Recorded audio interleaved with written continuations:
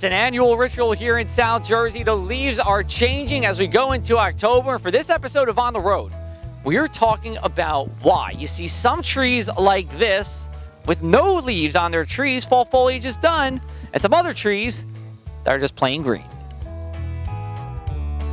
So we're here on a October afternoon, and joining with me at Wharton State Forest is Bernie Isaacson. Bernie, thanks for being here, and tell us what you do here with the Division of Parks and Forestry. Sure. So I've been with the Division of Parks and Forestry for about 7 years. I'm an assistant regional forester for the Forest Service, and I work on lots of different fun science questions and sort of divisional staff questions.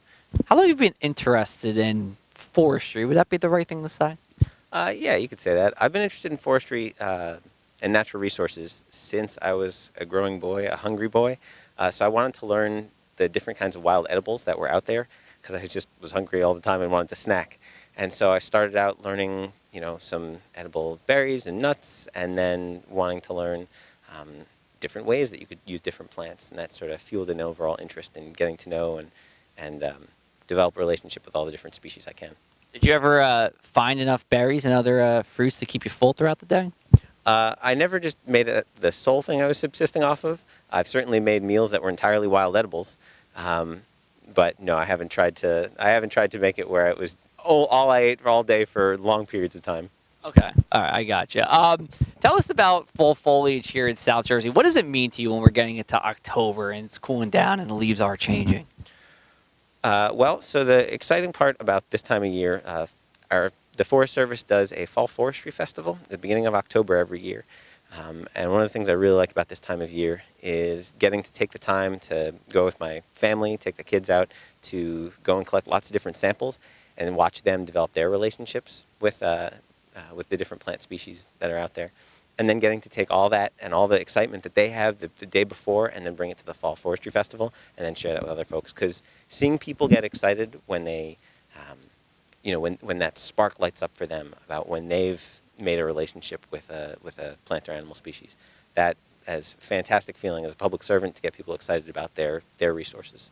And I know, talking off camera, you definitely love what you do. So we can see that's very evident. And he's going to hang out with us for the afternoon here. We're going to go around to a couple of different trees and show you why some are just bare, some are changing, and some are, just still straight green during fall foliage. So, Bernie, there's a couple of trees right behind me here that are actually turned already or in the process of turning. So why are some of these trees happening earlier in terms of changing into their fall colors, and can you give us a little insight as to why?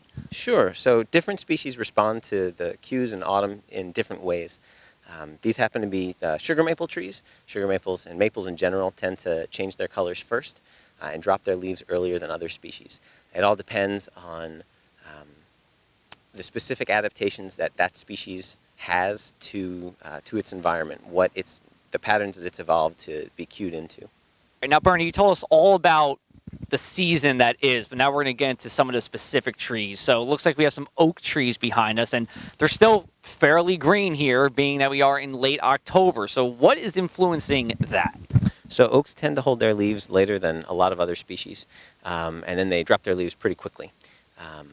The oak trees that we see here, the tops of the trees tend to lose their leaves before the bottoms of the trees, and that has to do with the tops of the trees are higher up into the wind, so there's more force pulling on those leaves. There's also, those trees experience experience a much harsher environment at the top of the tree.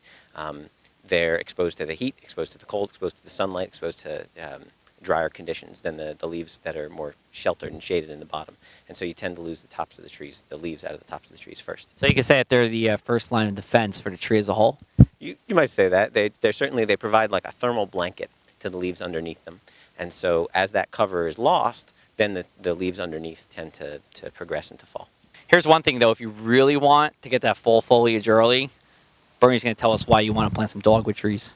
So dogwoods make excellent fall colors, reds, purples, a lot of the anthocyanins that make that nice fall, brilliant red color. The ones we have here are flowering dogwoods, and they make an excellent landscape tree, beautiful fall color.